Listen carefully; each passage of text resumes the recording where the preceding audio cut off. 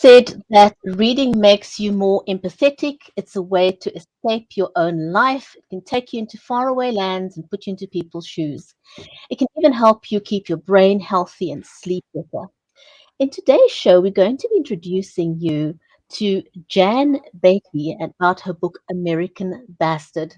Don't go away. We'll be right back with this very, very interesting backstory.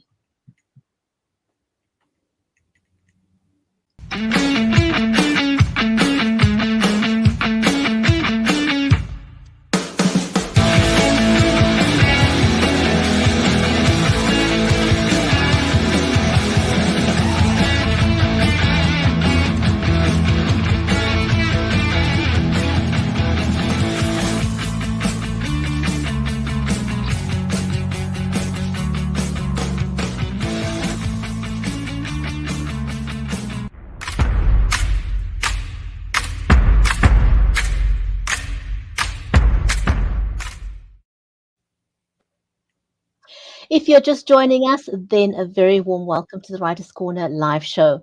I'm your host, Brigitte Limbanda from Cape Town in South Africa, and our live stream is made possible by Creative Edge, StreamYard, and BeLive Media.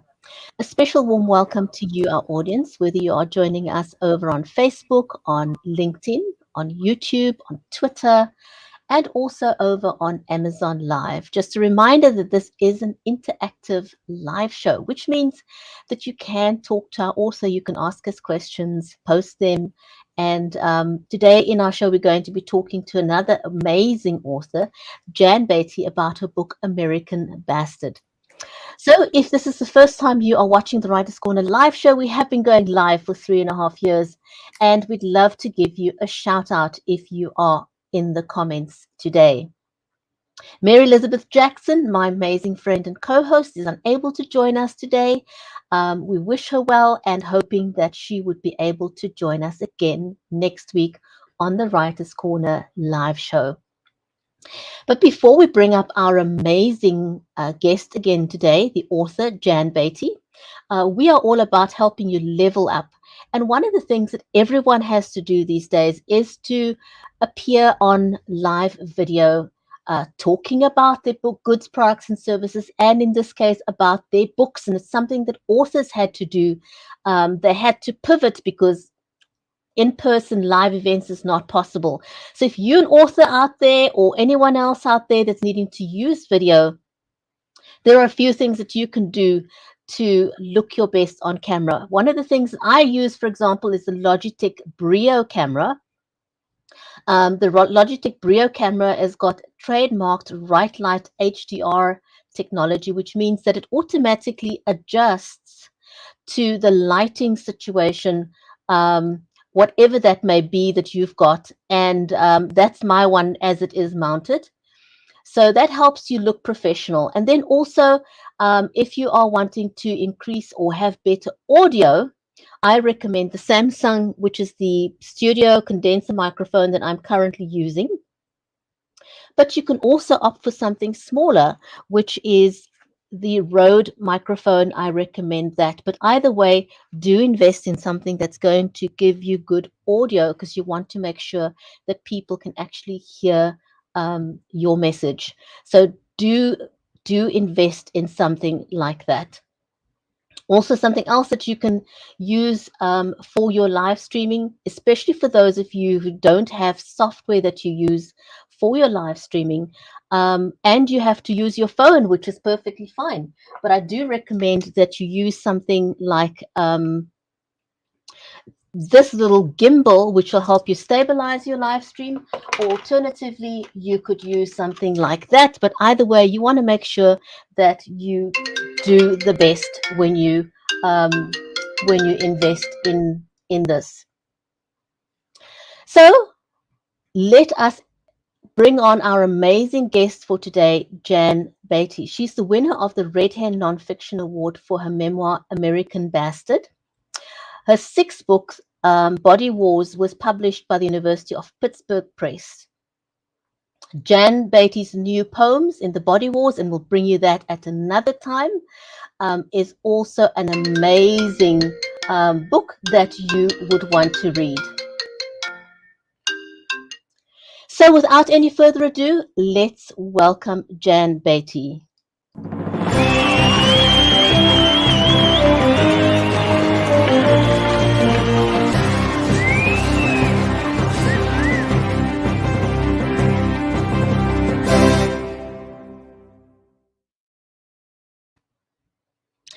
Jan, welcome. It is great to have you on the Writers Corner live show today. Thank you so much for joining us. Thanks, Brigetti. I'm so excited to be here. You are an accomplished author. Tell us a little bit about your journey in becoming an author. Um, how did you even get started as an author? Who encouraged you? Was it something that your parents encouraged you as a child? Or is it something that a teacher encouraged you? How did you first become an author? Well, that's kind of a long journey, as it is with most writers, I think.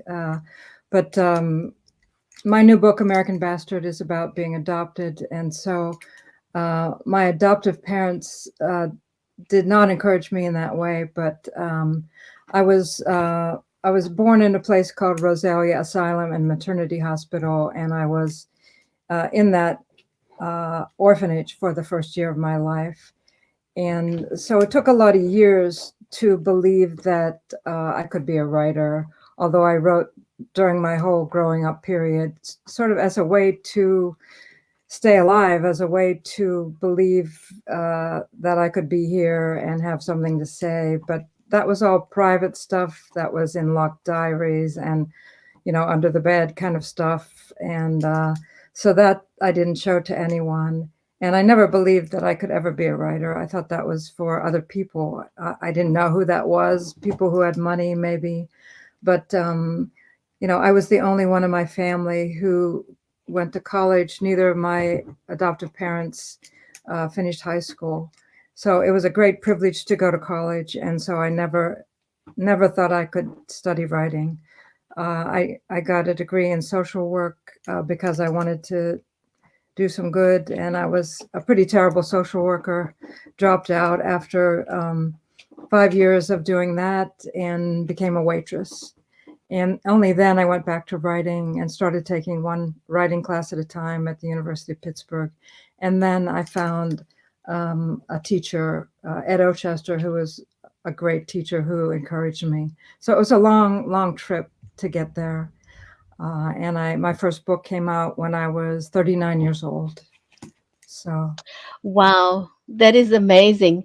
So how did American Bastard come about? Because that is also a very interesting story. yeah, that book. It sounds hard to believe, but it took me like 20 years to write that book. Again, it's a memoir based on adoption, and it was emotional. It was hard to get the information. It was hard to get, my story, my real name, all the information took years to find my birth mother. So it took 20 years to write. I never thought it would be published, and sent it out for 4 years and was just about to give up when Red Hen, when it won the Red Hen Nonfiction Contest. So I just kept going with it. And it was something I was driven to write. So I was really grateful that it got through eventually. Mm. So this is a very personal story. And I always like to ask authors, I mean, writing by itself is a personal thing because you taking something that is close to your heart, that reveals something about yourself, and you're making that available publicly. How did it feel to share something that was so deeply personal um, with the world? Well, I think that's one reason it took 20 years was because, I wasn't mature enough as a human being or as a writer to do that yet. And I kept running into roadblocks, emotional roadblocks.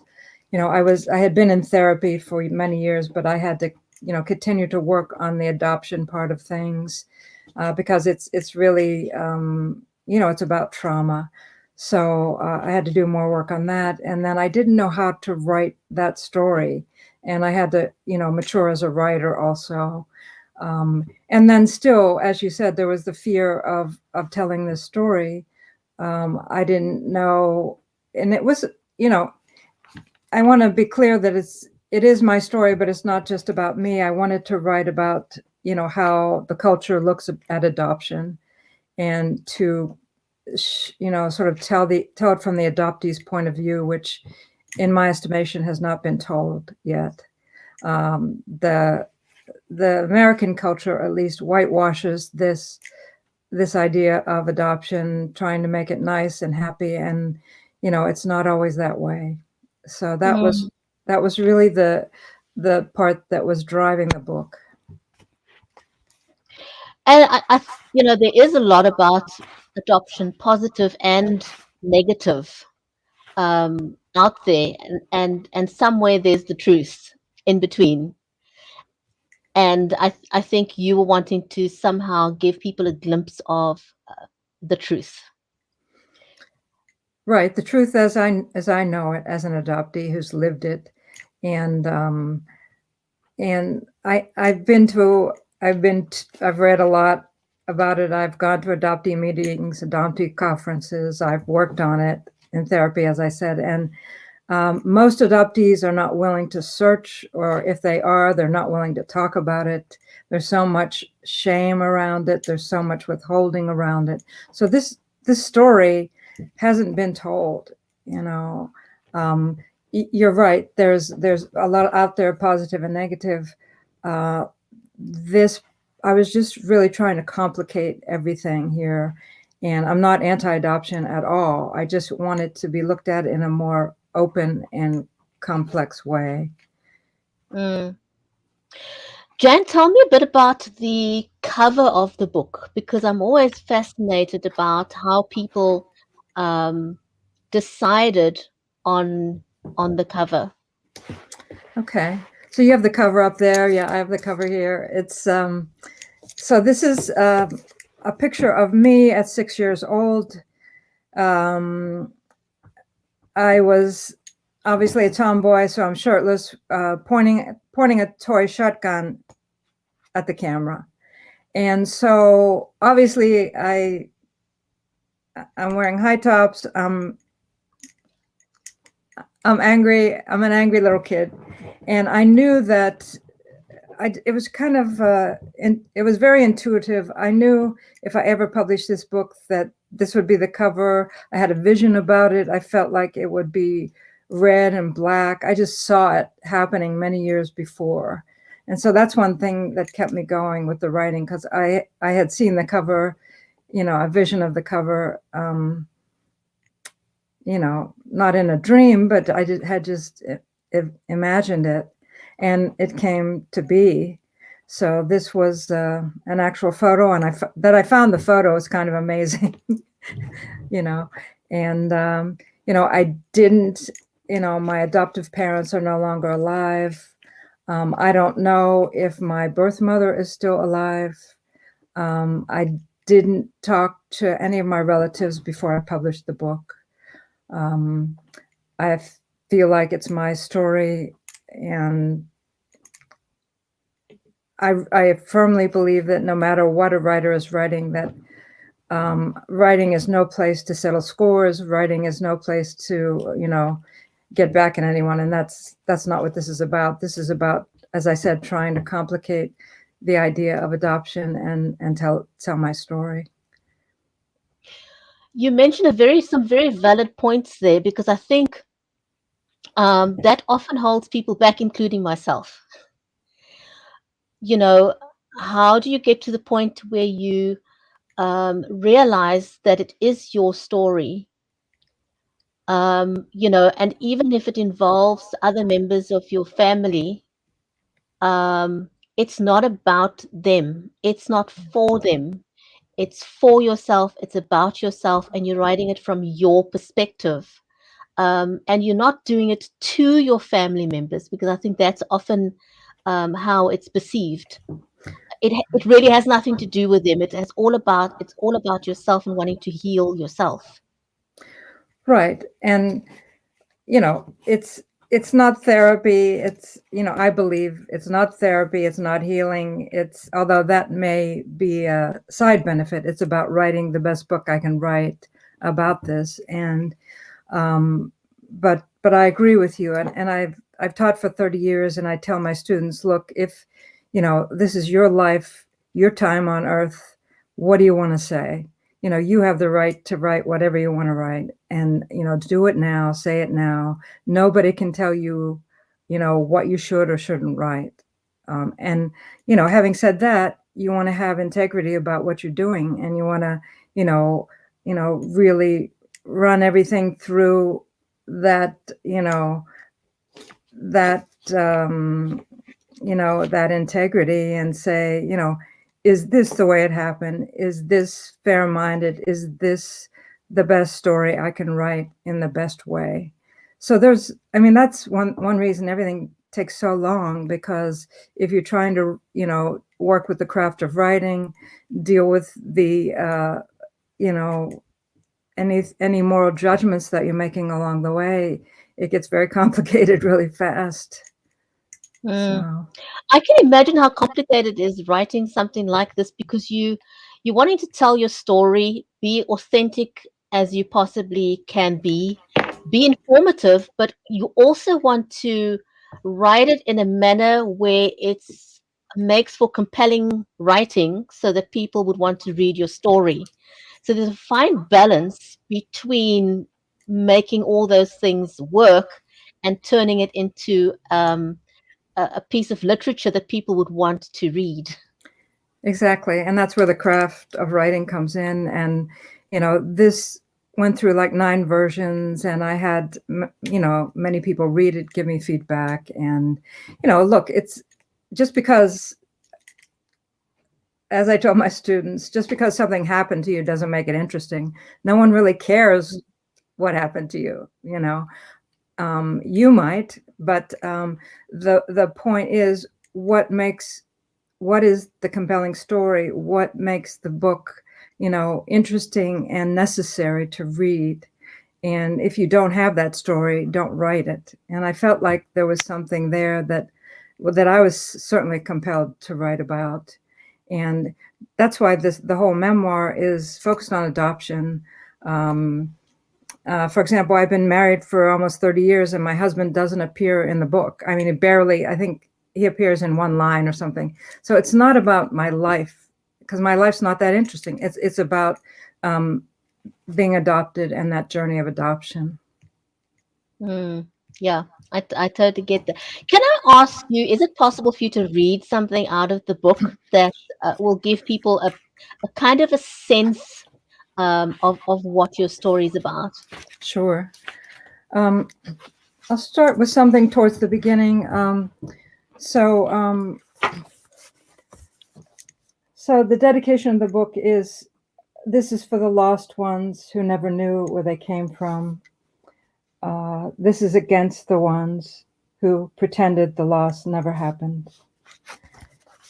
And as I said, I was born in a place called Rosalia Asylum and Maternity Hospital in the Hill District of Pittsburgh. And it was called a home for unwed mothers at that time. Women would go there, have their babies, leave the babies there, and it functioned as an orphanage. So I was there the first year of my life. And this is about that time in Rosalia, or refers to that time. After the tearing and rolling. After the tearing and rolling, you're an infant somewhere in a crib, in a room full of cribs. Someone is taking care of you. You don't know who. Who is the person who picks you up? Is it a woman? Is it a nun? There is no story in sight. No same loving face, blood of my blood face. The smells, the feel of the rolling and tearing are gone. Gone where? No face, who has your face? No way of knowing who is who. What hands are these? Why are they different every time? There is no bonding taking place. The story is fractured here and forever after. Then strangers come to gaze at you, touch you, wonder about you. They decide to pluck you out of there and make you theirs. These strangers will take your name away and hide it. The government will cooperate. It will take months and months for this baby trade to be completed, a baby in exchange for money. Meanwhile, someone is feeding you. Is it a kind person? What do they smell like? You will never know these hands again. You will be taken to a strange place. People will start calling you the lucky one, the chosen baby. No one sees that your story is gone, that you are being handed off like a football. From now on, everyone will pretend that your first story never existed. They will act and want you to act as if you are one of them, their blood, their faces, their world. You know that to survive, you will have to do this. You will have to pass. But your new mother has dark hair and brown eyes. Your father has dark hair. Their noses are not like yours. Your white blonde hair shines sickly like the odd light in a bad painting. Later, you look at your cousins. They have beautiful long eyelashes, all of them the same. You value how others resemble others. You long for it. In first grade, you refuse to make a family tree. Your parents and teacher suggest you make one based on your new family. You refuse.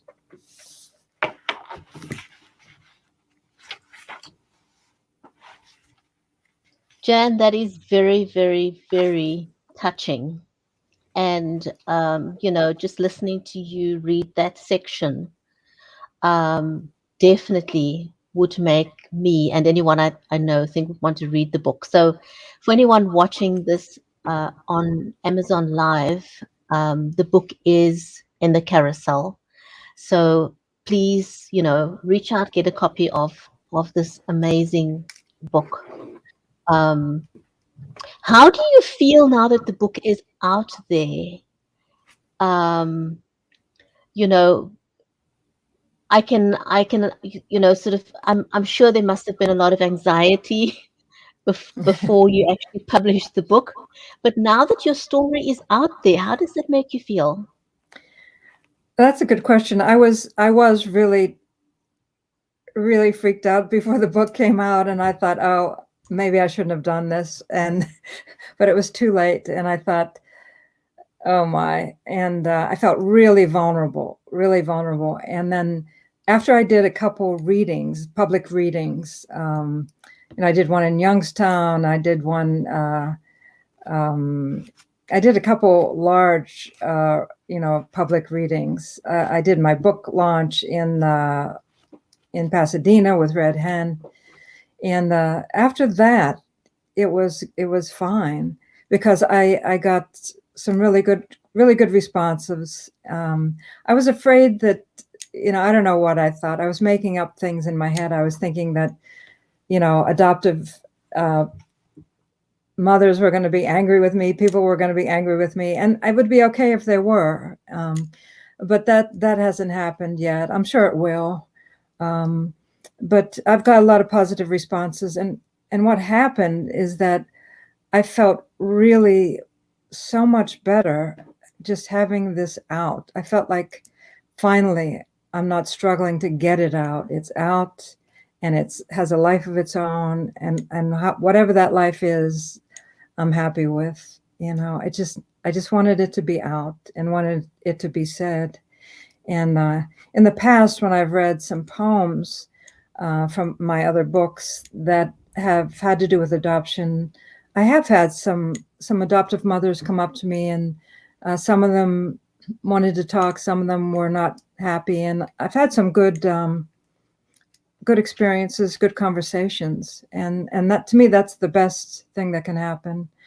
They weren't all happy conversations, but as I said, and as you said, I'm not writing about them. I'm writing about my experience, and I can understand if adoptive parents might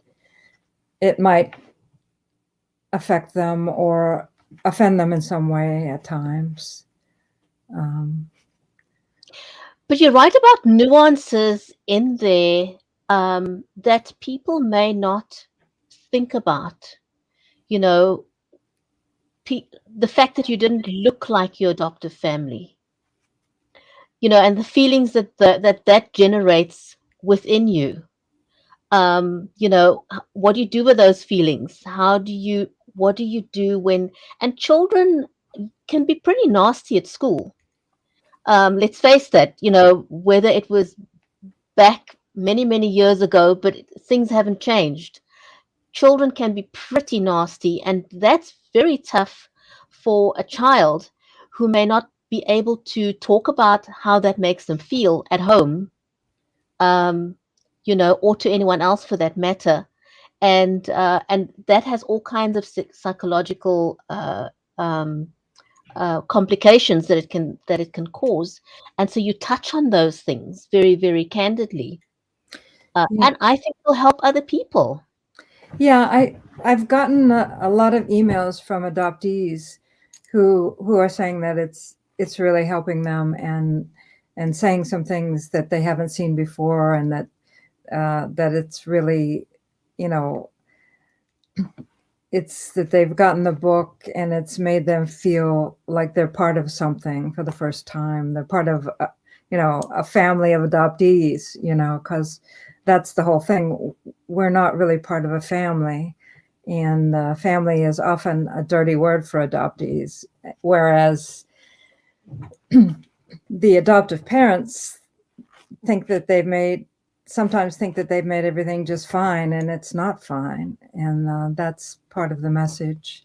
And what I'm lobbying for is conversations and talking about it, with the adoptee, before they're 40 years old, and telling them who they are. Because walking around and not knowing your name, not knowing your background, your medical history, is not a good feeling. It's a really lonely, lost feeling. And even, it still affects me. Like, I still don't know my medical history when I make medical decisions. I've made serious medical decisions based on not knowing things. And, that really angers me, but, that's just the way it is. And,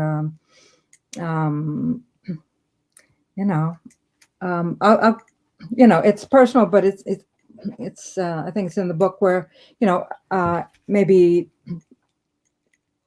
10, 15 years ago, I had a hysterectomy, and they were asking me about medical history. I said, I don't know. And I said, just take everything out because I don't know. And that's kind of a big decision. It And is. That's quite massive. And when a doctor says to you, or somebody says to you, and you say, "I don't know," it opens up a can of worms um, for you. Is there ever really a good time to open that can of worms? There isn't. no, no, You no. know, and every time somebody asks you something, you literally spend your life with this identity crisis. Of not knowing. And what makes us human is that sense of belonging. Everybody wants a sense of belonging. So it's like Yeah. you kind of feel like, who do I belong to? Where do I fit in? Um, and that's tough. And I think a lot of people would thank you for writing so candidly um, about your story and opening up the can of worms that others may not have felt comfortable enough to do. So great job on this book, and I would encourage anyone watching this either live or on the replay to go and grab a copy because I think it's a useful resource for anyone out there who's currently feeling lost because they're in a similar situation. Because you're not the only one. I know that. I know that. Well, thank you. I appreciate that. But thank you so much for spending this time with us. I think we could easily talk for an hour, if not more, if we really went into the book. But you've given us a little bit of a glimpse, and so I want to thank you for that. Thank you for being on the show with us, and congratulations on getting your book out into the world. Thank you, Brigetti. I appreciate it. All the It's best. It's a pleasure. And to anyone else watching the show, a huge big thank you for watching us live or on the replay. And I would encourage you to go and grab a copy of this book. For now, thank you for staying with us. Take care. And until next time, we will see you on the next episode of the Writer's Corner live show.